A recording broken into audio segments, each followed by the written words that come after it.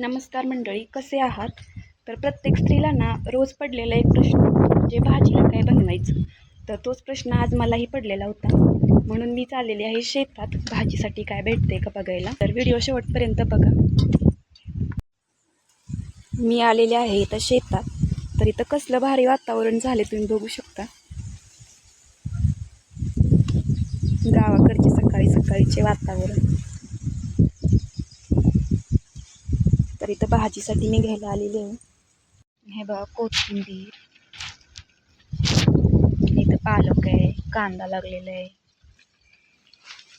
आणि ही आमटीची भाजी. आमच्या इकडे या भाजीला आमटीची भाजी म्हणते.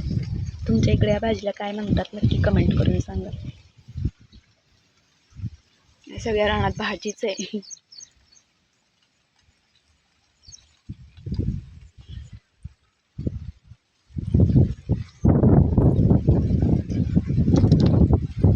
इकडे तांदूळाची भाजी आलेली हिरवीगार.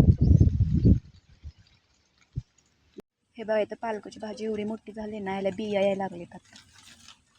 त्याचबरोबर ना ह्या सगळ्या भाज्या आहेत ना, ते एकदम ऑर्गॅनिक आहेत. याच्यावर ते कोणत्याच प्रकारची फवारणी केलेली नाही.